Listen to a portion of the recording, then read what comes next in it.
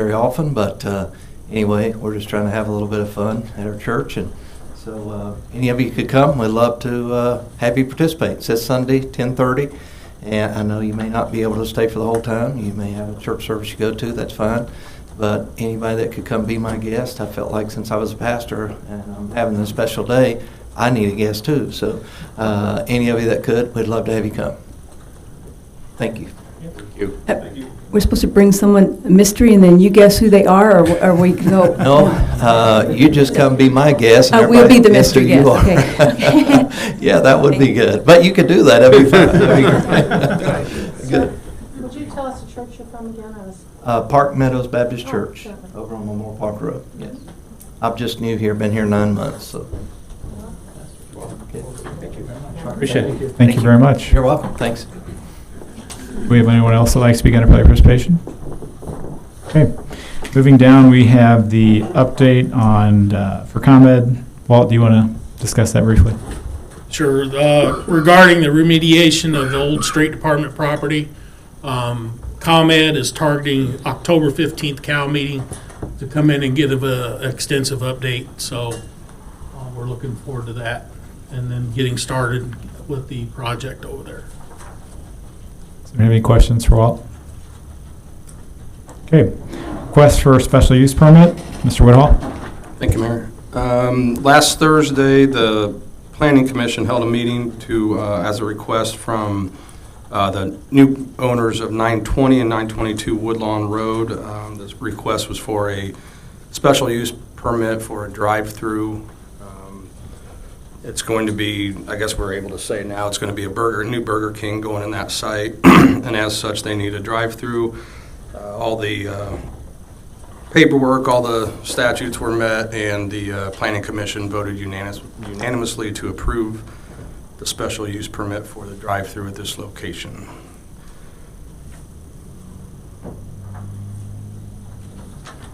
Mr. Walt, Place it on the regular agenda? Yes. any questions? Okay. We'll place that on a regular agenda. Did you want to speak in the back? Did you have any comments or?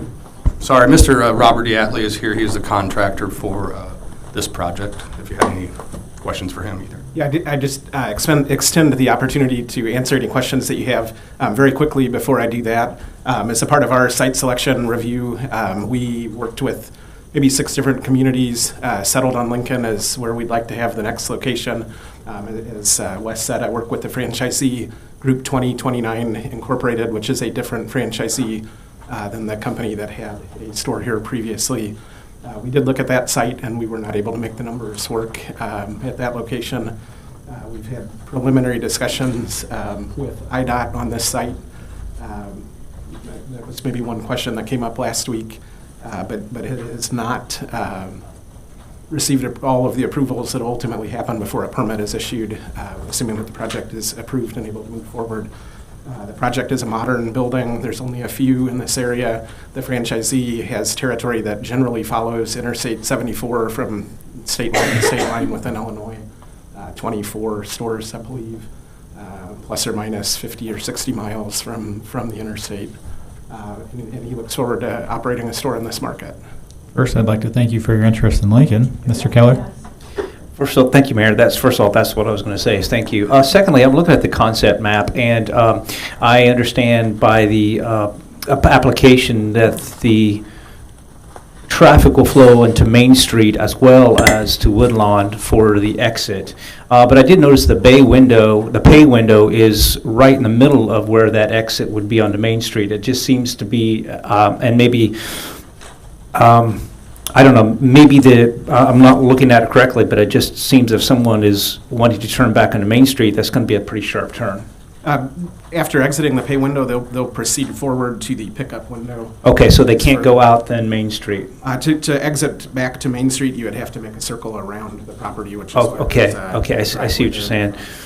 And we anticipate that quite a bit of traffic will elect to go back to the intersection that way, as opposed to potentially queuing or backing up within the parking lot itself of the store. Mm-hmm. But the apron has purposely been located to coordinate with the Casey's apron to try and capture the customers from Casey's, as well as allow the customers from this project to go over to Casey's and get gas. We've had several projects in close proximity like this with Casey's, and they've been successful. Thank you. Mr. Barrett? So when would be the anticipated completion date? Um, If everything, permits Yeah, and everything?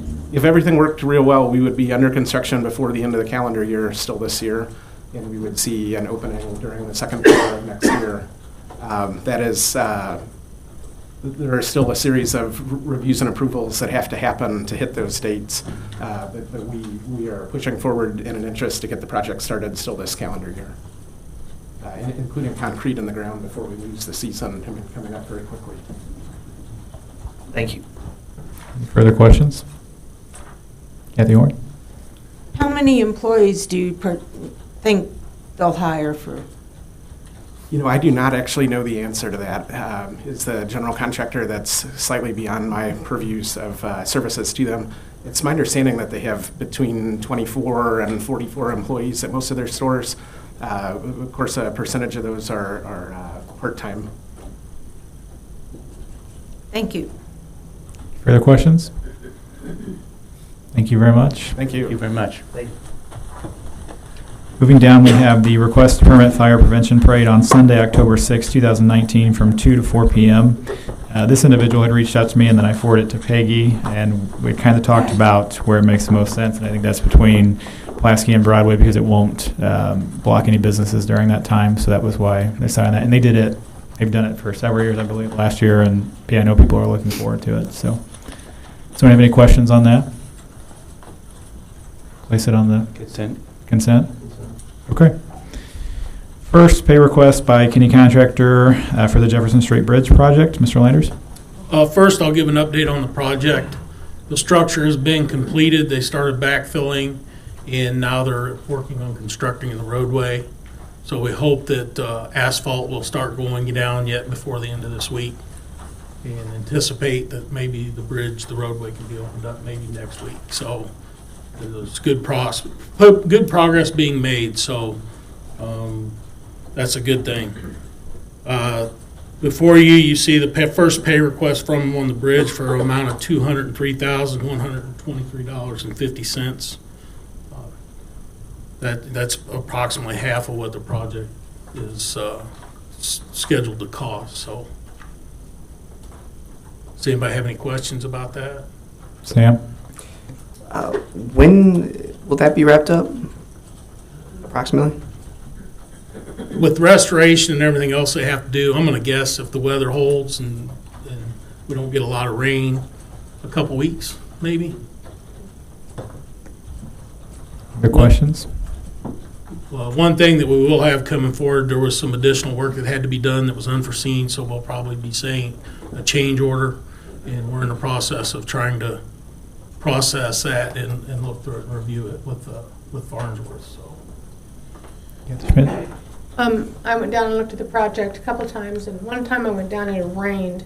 We had so much rain, and the project manager was there, the owner of the company, I think.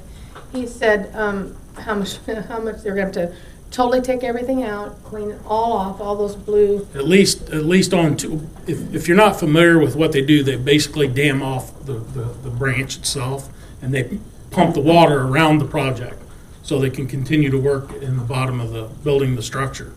On two occasions, at least, the dam breached and just packed what they had done full of mud. At one point, they had the walls formed in, and they had to take the forms down on one side to wash out 1.5 feet of mud, which basically with a pressure washer, and wash it to clean it all off so they could continue. So, and they had to do that on 2 different occasions.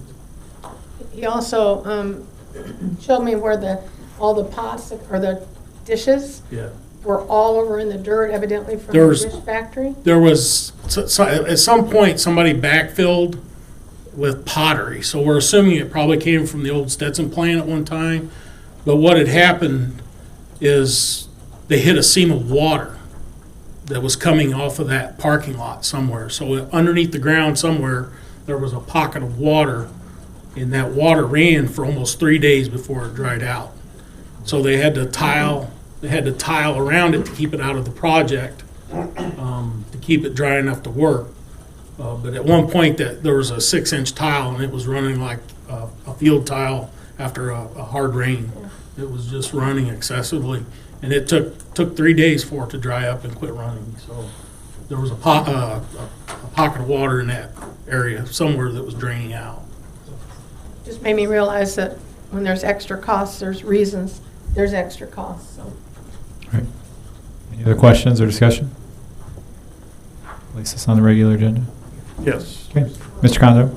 Oh, I'm sorry. I believe it was included with the payment of. Okay. So I think. Got it. Okay. Very good. Moving down to the bid discussion for general cleaning services of city buildings. Ms. Bateman? On the last CAL, I opened up the bids for the cleaning, which was the depot, waiting station, the police station, and City Hall. Royce Scales put his bid in, which was a monthly amount, and the other person was Resilient Cleaning here in town, and their bid was per visit. So that's why I couldn't tell you right then and there, which was because I had to go back and figure, because the depot was daily, the police station's twice a week, and City Hall's once a week. So I had to do the math to figure out which was which. And Royce Scales included 1 year floor maintenance for each place and quarterly for the Amtrak station in his bid. And Resilient added an extra fee for that to be done. So that being said, Royce Scales came in at $2,370 a month for all 3 locations. So I asked that you put that on the voting session. Catherine Schmidt? So what did Resilience? $3,184.98 was a month. Any questions or discussion? Mr. Welch? That's plus the additional fees for window washing and the Amtrak, correct? For Resilient, yes. For Resilient? Okay. Okay. So for the first person, not Resilience, but the other one, is that one person doing all that? On Royce Scales? Yes. They currently clean. I've been here on the weekends when they've been here, and I've seen 2 people. At one time, I've seen 2 people. Both parties knew that they have to go through a background check for the people that actually is going to clean. So they have to have whoever's not been background checked can't come in and clean once the vote's through. And Resilience has teams? I do not know how many they have. Yeah, several. Further questions or discussion? So on the regular agenda. 4 Scales, correct? Or Royce Scales? Yes. Okay. We'll place that on the regular agenda. Bid opening for City of Lincoln wastewater treatment truck. Peggy? And this goes the same way. I'm going to read them, but I will send these then to Anthony and Sean so they can dissect them to make sure what was bid was actually what they asked for. The first one's from Jim Examus.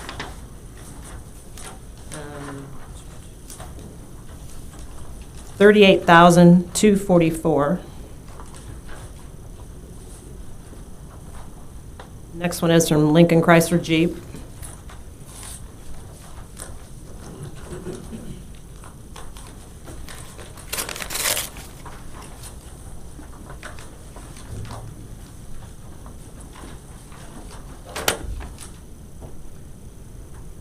$37,587.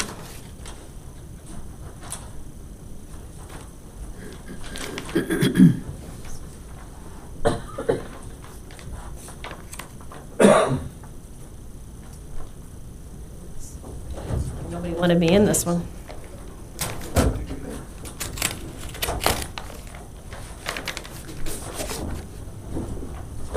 The next one is from Landmark Automotive Group.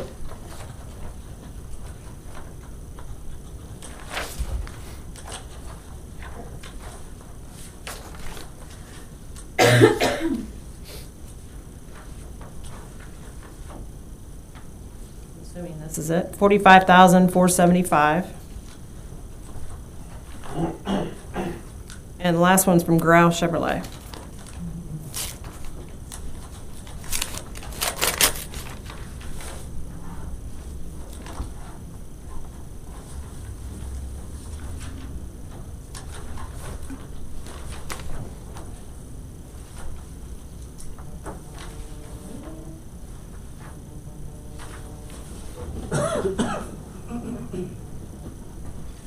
It's like 44,830.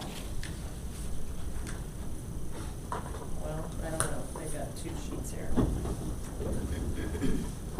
They got two sheets here. The other one says 38,913. So they'll have to, like I said, go through and make sure what they quoted is what they were wanting. So I can't say which one's the lowest right now.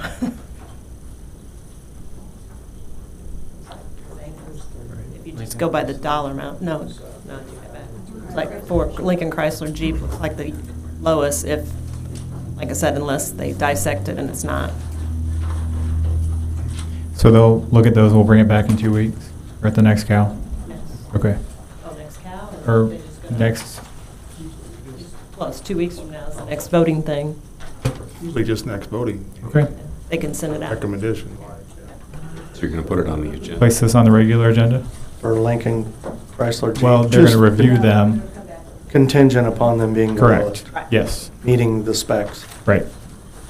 Right. Okay, so I'll place that on the next regular agenda. Curb and sidewalk improvement project bid award and additional targets. Mr. Landers? We had the bid opening for the sidewalk project for this year. We had 3 bidders on the project. Autobahn Company of Morton in the amount of $124,403.62.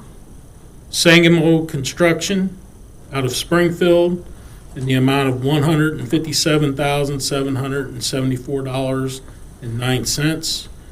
Kenny Contractors also bid from Raymond, Illinois. Their bid was $131,534.00. So what I would recommend is that we approve the bid from Autobahn Company to do this year's sidewalk project. One note is that our budget is $125,000. So we're right on top of our budget.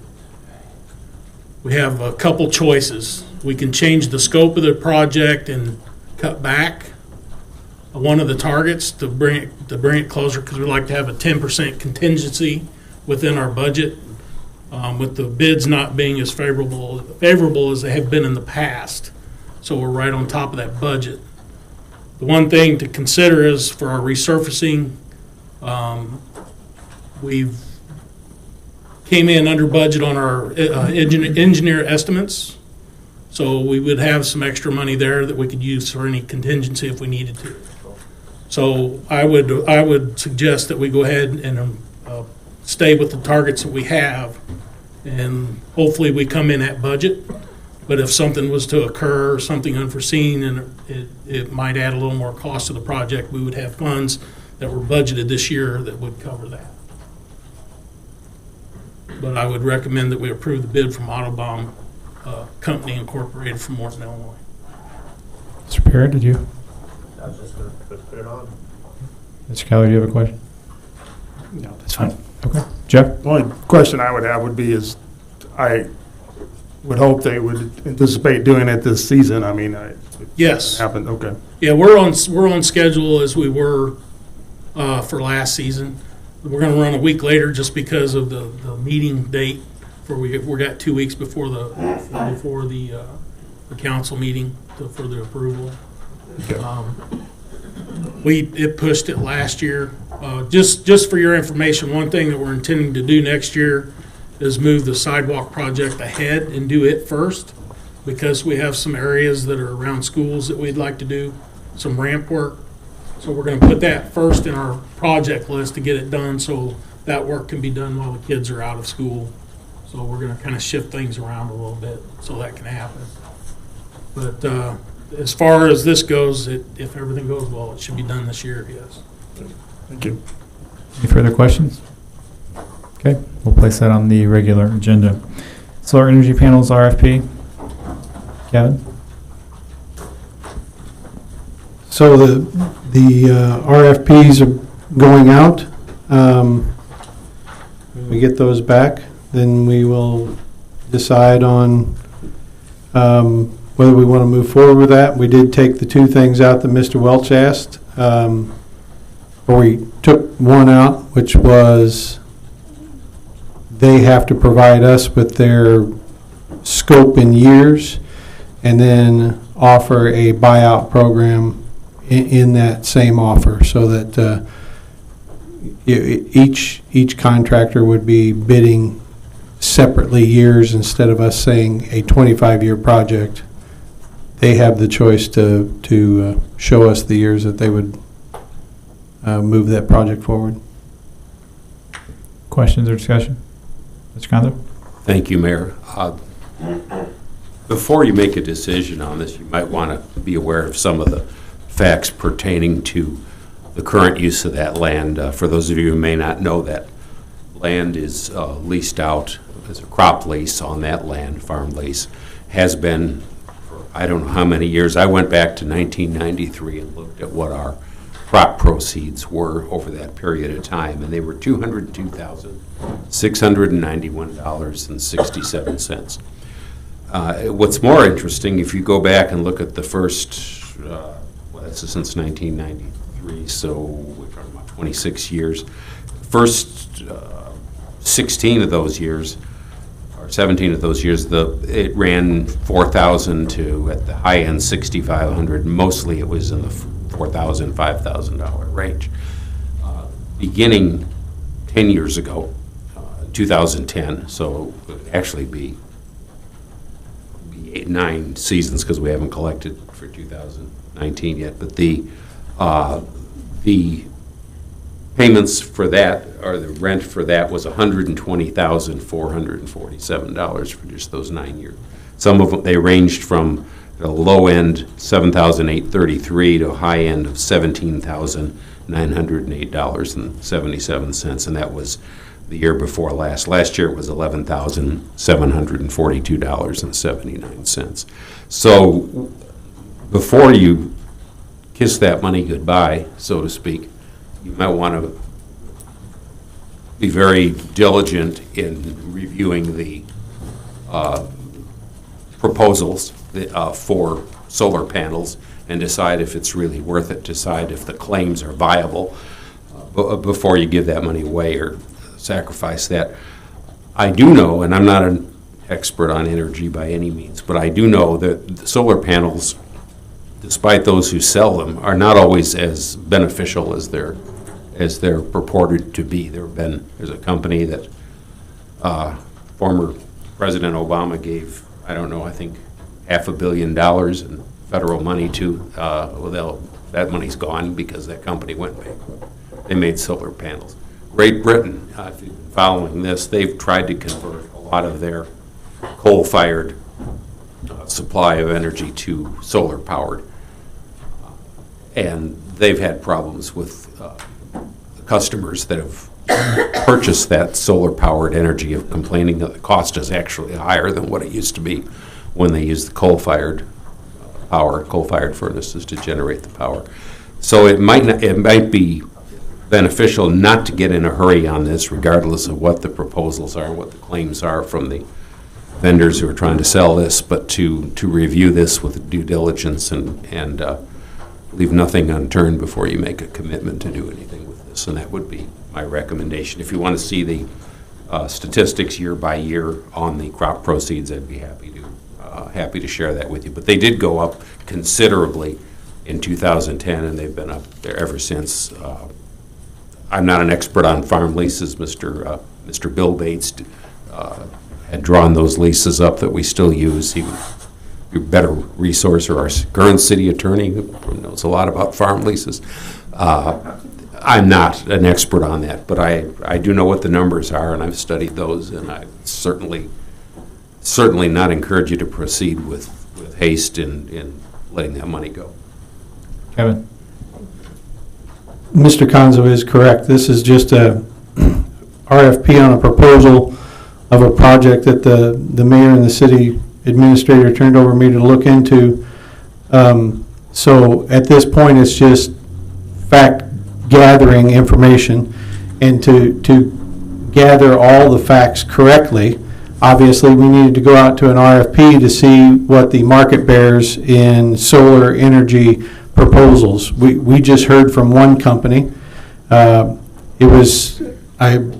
didn't bring the packet with me, but I know it was a significant amount of money savings because the sewer treatment plant is our largest user of electricity that the city pays for, and I believe the number is somewhere around $800,000 plus in savings. But you do have to take in consideration what you would lose on the farmland. That the city currently owns 40 acres of farmland. The proposal was for somewhere around 2.5 acres of farmland, so we would still have income from that farmland.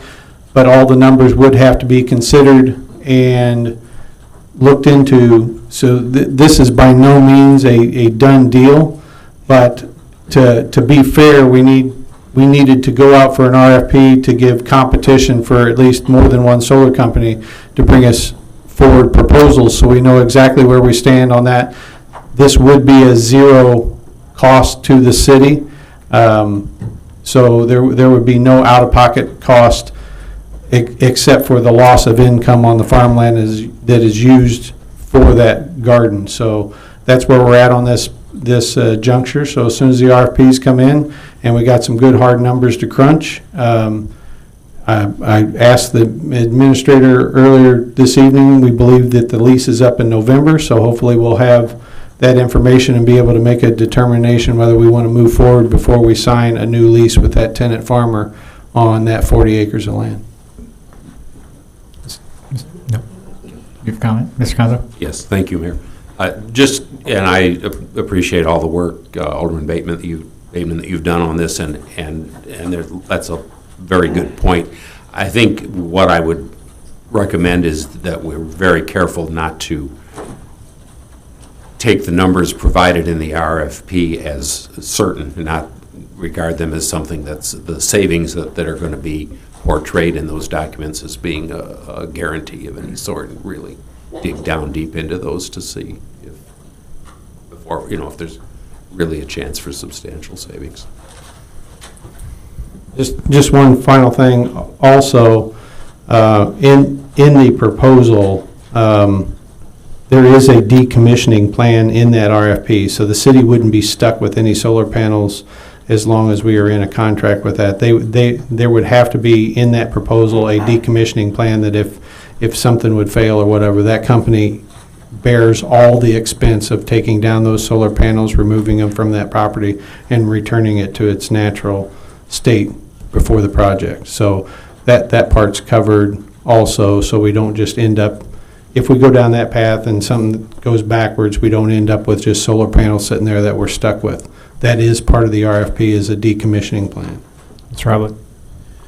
I haven't seen the current lease that Mr. Conzo is making a reference to. However, from my experience in regards to farm leases, they are usually November to November, and that time is coming up. So this council, it could be that we're in a release for November, in which case our hands are tied in regards to any type of solar plant we would like to put in that area. So you essentially have a little over a month before, essentially that the lease needs to be signed, at least by the latest.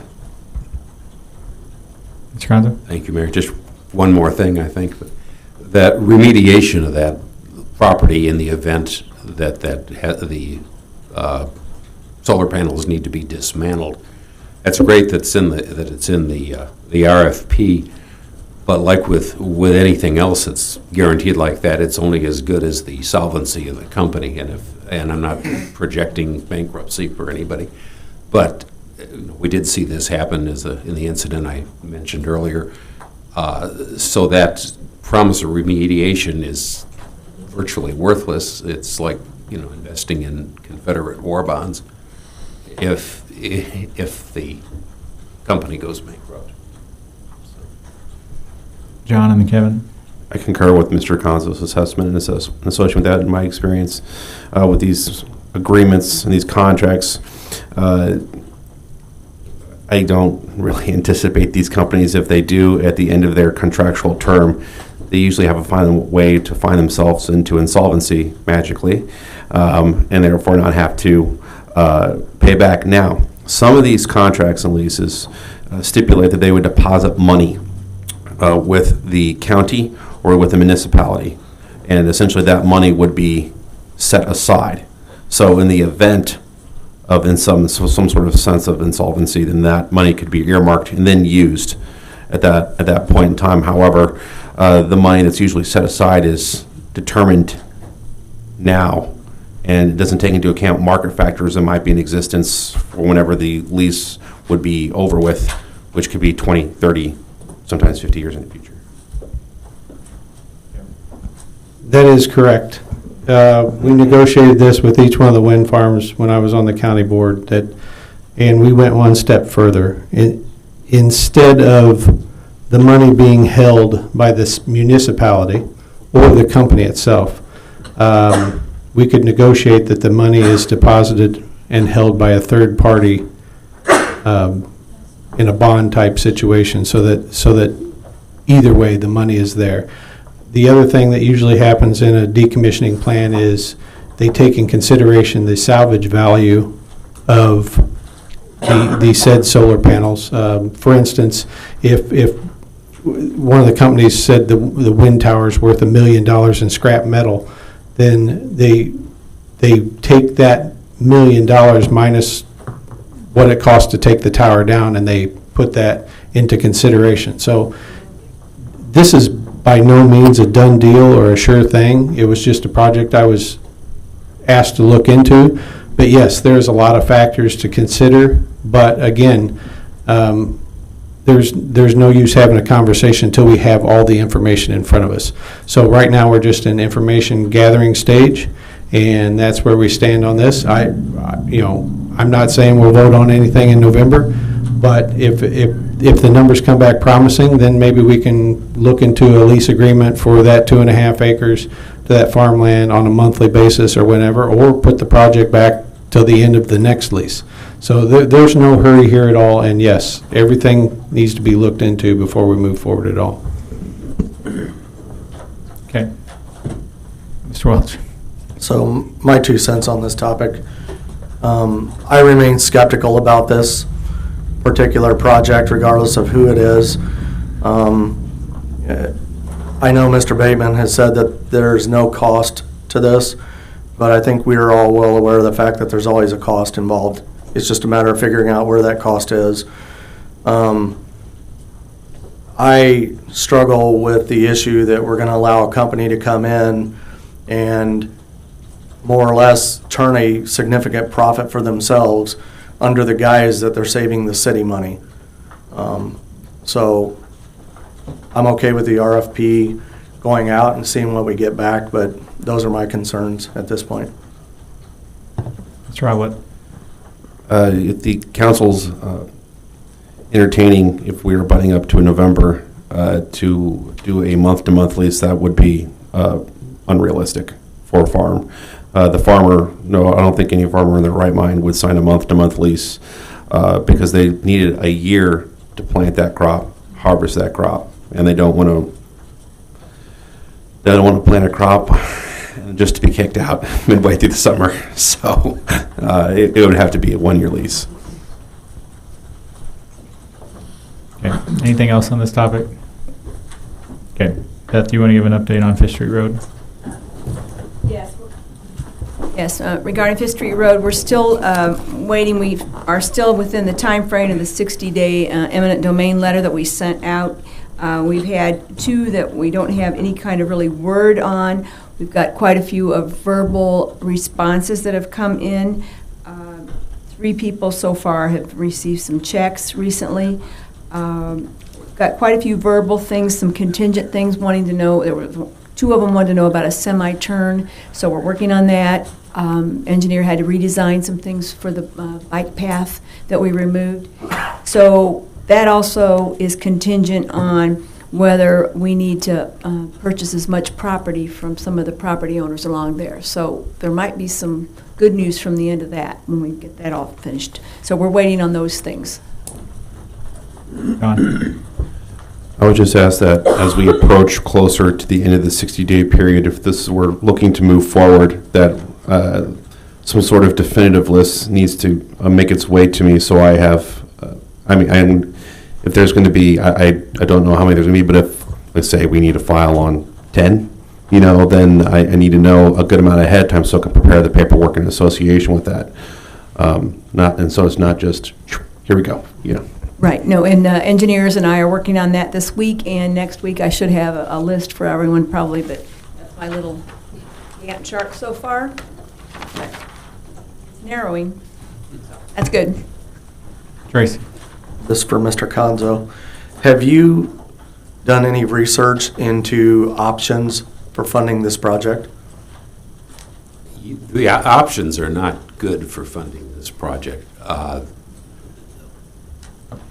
Not being absolutely certain of how much we're going to have to spend on it yet. There's one factor that I haven't been able to weigh in there, but we know it's going to be it's going to exceed $1 million.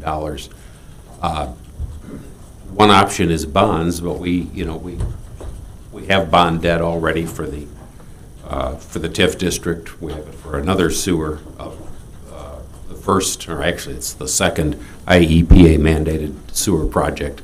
That won't be paid for until 2024. And now we're going to have a third and larger sewer mandate that has to be paid for. And those are the all major debts. The police station. There is a police station. Police station's relatively short term. We did a 15-year bond on that, so it's not as much. We also have loans for various types of equipment that were a necessity. There was no choice. Purchase of the police cars and purchase of the fire trucks, street department vehicles, and that such. So and that type of thing. So that's probably the only option, is some type of a long-term bond. But that's something you want to be careful about, because it does add considerable debt to our total debt, and we want to maintain good credit rating, and we want to make sure that we've got the flexibility in our budget to operate as well. Yeah.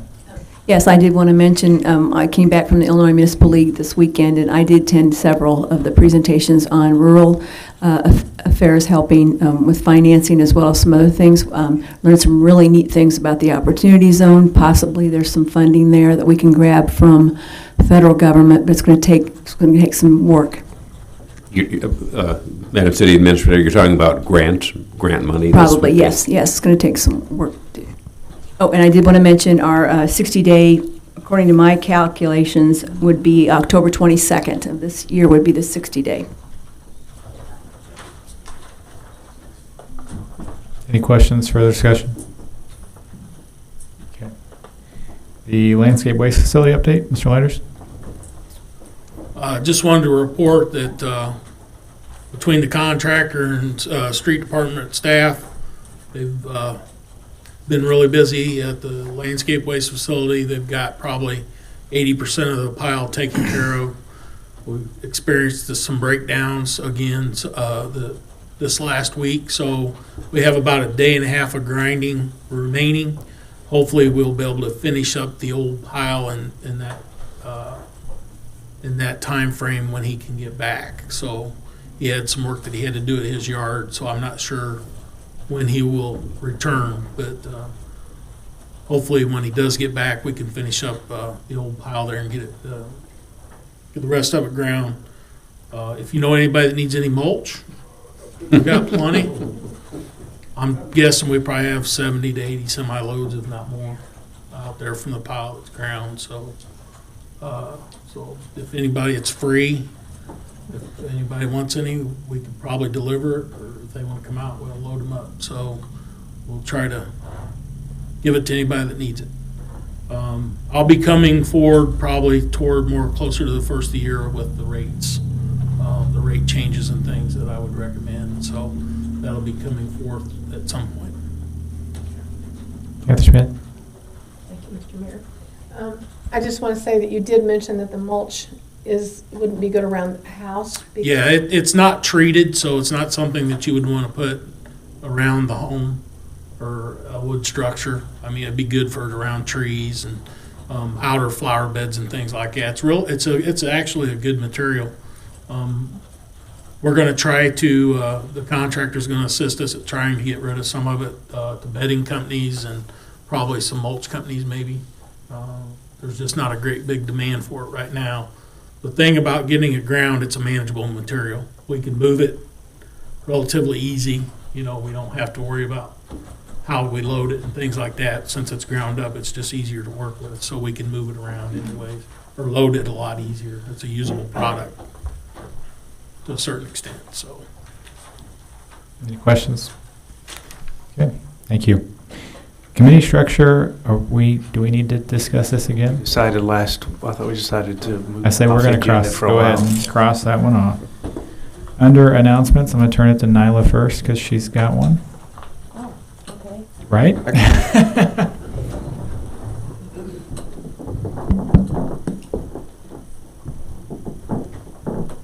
October 3rd at 5 p.m. and lasting until probably around 8 will be our second annual Pink Pumpkin Auction to raise money for the American Cancer Society.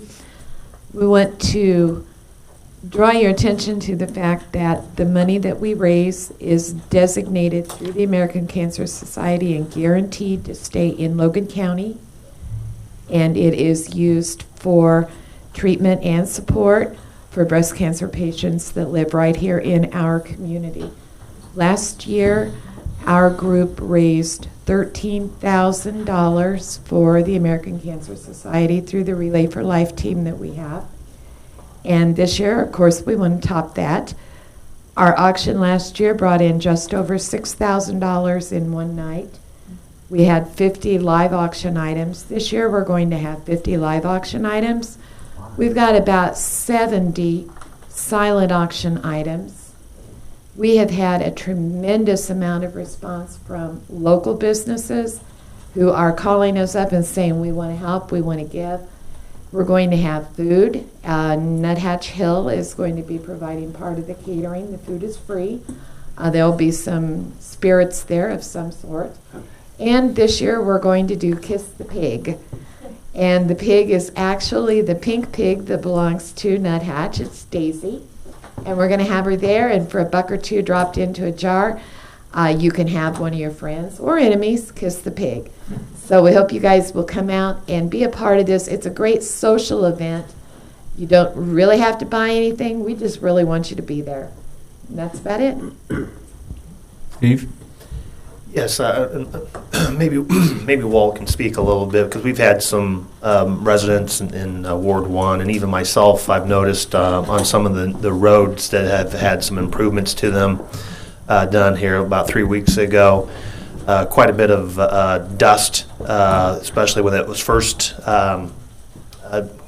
fixed up. The roads were worked on, and still today it's diminished, but there's still dust that is still flying around, and didn't know if you can help explain, what the company's going to do. I think I saw in an email where they're supposed to come back. They're supposed to take care of the loose gravel, maybe even treat the roads with some water.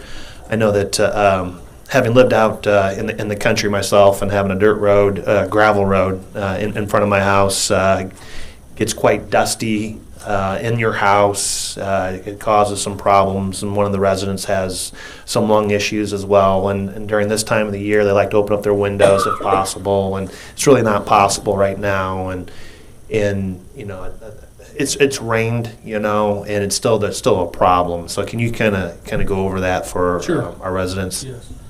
Definitely it's an inconvenience. It's just a part of the process that happens, and it takes time.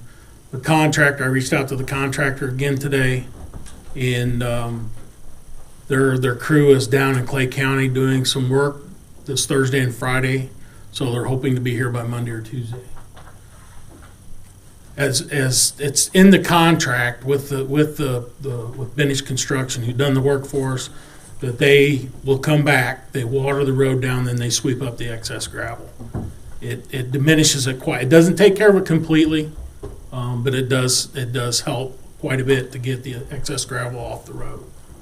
Is this a different gravel that's been used before? Because I don't ever remember that this being as a problem as it has been, at least this time. No, it's just a limestone 5/8 or 3/8 inch rock that's on the surface. Sam, did you have an announcement? Yes, I just wanted to invite everyone to, on Saturday, October 5th, at Kickapoo Creek Park, there's going to be a haunted trail walk from 7 to 10 p.m. It's a free event, but donations will be accepted, and it's a fundraiser for St. Jude's Children's Research Hospital. What was the date and times again? Sorry, October 5th, from 7 to 10 p.m. And where's that at? Kickapoo Creek Park. Yes. October 5th. I swear we were listening. What's that? I swear we were Park, listening. October 5th, 7 p.m. Yes, Kickapoo Creek Park, Saturday, October 5th, from 7 to 10 p.m. And you just show up? Yeah. Okay. Can you wear costumes? Sure. Yes. We'll get to. Tracy, did you have an announcement? Well, I just had a follow-up question on the topic Steve brought up. I had reached out to Walt and asked him about alternate options, and I was wondering if you could repeat what you said to me in email about the alternate to the oil and chip. It would be great if we could asphalt every road in town, but that's just not feasible. If we were going to asphalt roads, it would cut our project down to 80% of getting roads resurfaced. After a road is resurfaced and repaired somewhat, then there's other options that can be done depending on the previous surfaces. There's micro surfacing that can be done to it, and there's other options other than just the oil and chip. The roads in Lincoln have been oil and chip since I have no idea, way before my time, and that's just the way they've always maintained them. To do the different treatments, the road has to be in good condition. You can't take a road, it's not going to smooth the road out. You need to, some of the roads in question at some point, after we get them repaired and leveled and things like that, then there's other options that we can do to them. But they have to be brought into condition so you can do them. But again, it's more expensive, and less targets we get done also. But there's things that we can look at to try to improve the process and do different things and make it less of an impact. So just to follow up, so if things go well for this company, they'll come in and they'll get it all done in one day? They'll get it done in a few days. In a few days? It'll take them a few days to do it. Because basically what they do, they bring in a large water truck. Part of the reason that we're not able to do it ourselves, we don't have the capability without renting equipment and other things, mainly a water truck, because you have to apply a large amount of water at one time to the roadway so they can sweep it up.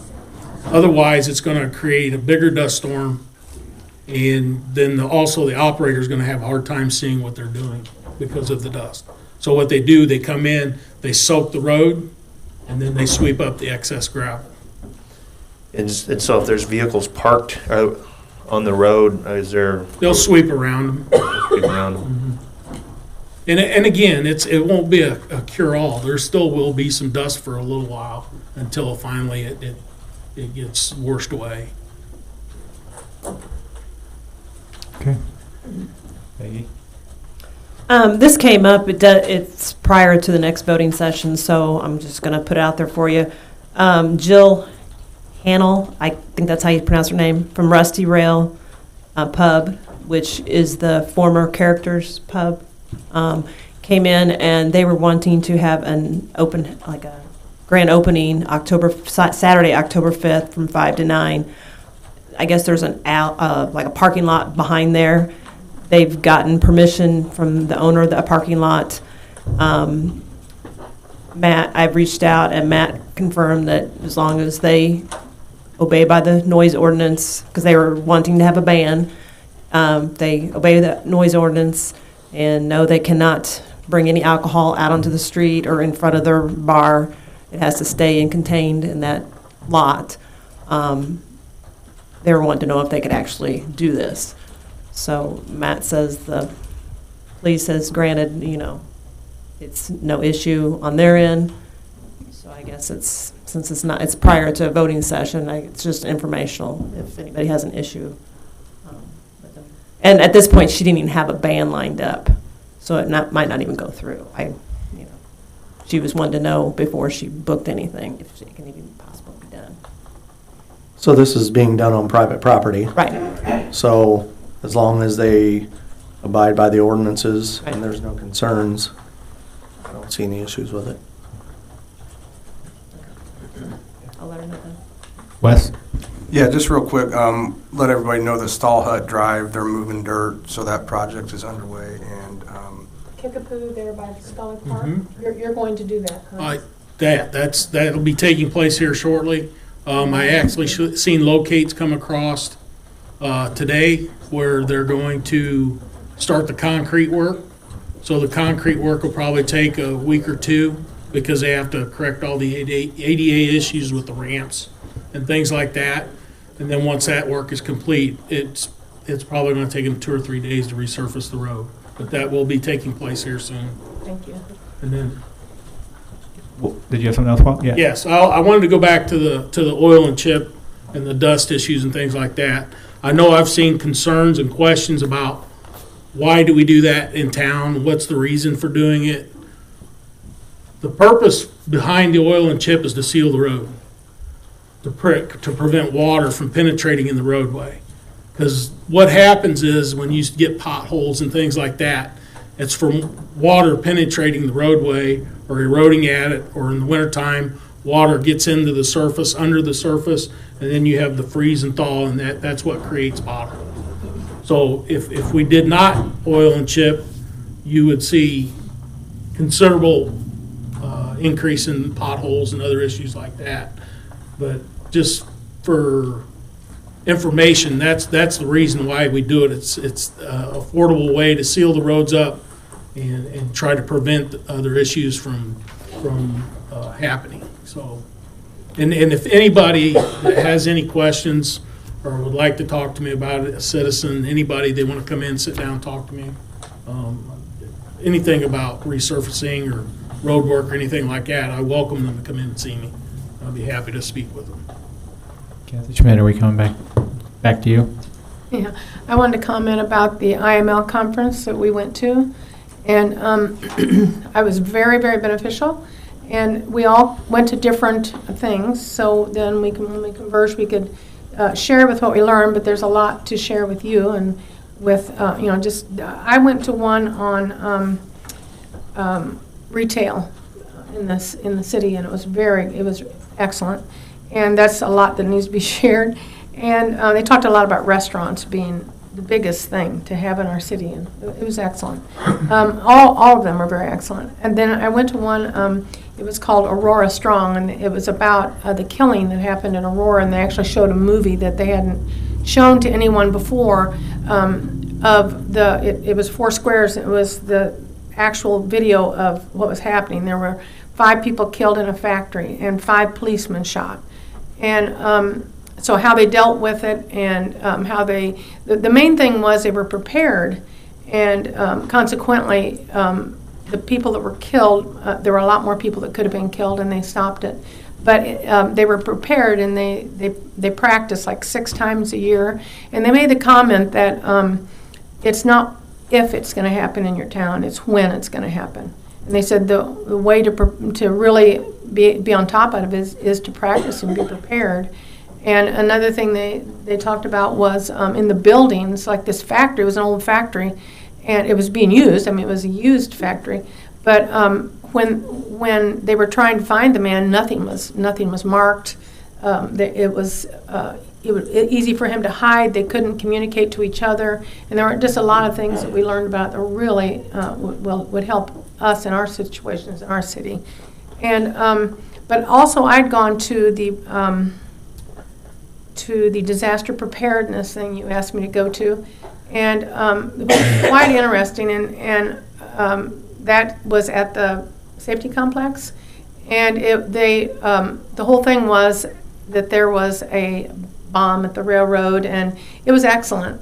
But I was told over and over and over how well Logan County does because they're prepared. And several people kept coming to me and telling me what a good job Logan County does. And Mr. Carruthers it was excellent. So I was really pleased. Very good. Beth, did you want to talk about yours? Yes, I have just a couple more announcements. I'm sorry about that. One of them is the same night that you're having the Pink Pumpkin, later that evening, if you wanted to go to this, it's the annual Life Banquet for Living Alternatives. It's going to be held out at the Lincoln Rec Center. It's Thursday, October 3rd, 7 o'clock, doors open at 6:30, and it's a free meal, and they're going to have a speech on alternative means for not having an abortion. The other thing is, anybody that would like to volunteer their funds for an Operation Honor Flight, the Butler Funeral Homes and the Cremation Tribute Center are sponsoring it this year, October 10th, from 6 a.m. to 6 p.m. They're even taking it like through drive-through donation, if you'd like to go and donate for that. I did want to mention also, we've got our first insurance advisory meeting tomorrow between the employees and the city management, and this was requested by 2 of the 3 unions this year, so hopefully this will be a very good successful start to find out how the employees feel about things as well as the management on this. And then the last thing I want to mention, as Alderman Schmidt mentioned, IML was this is my 10th year I've been there, and this was the best one, I really believe. I did come back with something I didn't want, but yeah, we won't talk about that. Not now. Well, anyway. But I did want, there's more on that story later after. But I did want to mention, we watched the movie All the Queen's Horses. And I don't know if any of you are familiar about that, but that was about the city clerk of Dixon, Illinois, who took almost $53 million from funds over a 20-year period of time. I did get the rights. She did let me download that. I was going to show it, and I've had several emails back and forth with the media person, and she said it was from my personal view, from my laptop. So if somebody wants to crowd around and watch it, we're more than welcome to watch it. But I think it's very beneficial. It will be aired again in in November. So when I find out the date for sure, I will let everybody know, and I would urge everyone to see this. It was just astonishing. That one's on Netflix. Is it still? I looked for It's it on last night. Netflix. It wasn't on there last night. I looked. That's a prime example of one person had control of everything. The checkbook, the treasure sheet, one person, Yes. and that was it. Yes. She had no checks and balances or anything. It's unbelievable what she did. Nobody ever questioned her. Nobody ever questioned her. It was very frightening, very frightening. So anyway, I just wanted to tell you that. I think everybody would be benefiting from seeing that movie. Okay, I have one announcement. An individual from International Paper reached out to me this afternoon. They have $1,000 that they would like to donate to charities and/or groups in need in the community, and they're asking for suggestions. So if you guys have any, please text, email, send those to me as soon as possible, because I think, if I remember correctly, his text to me said they were looking to separate those amongst 3 different groups.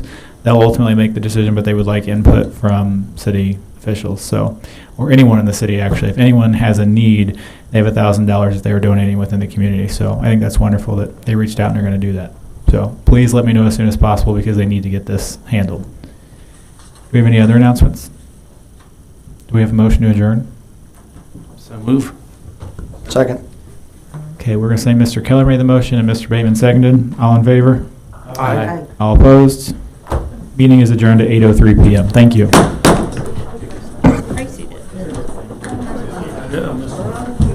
I stopped it. Yeah. I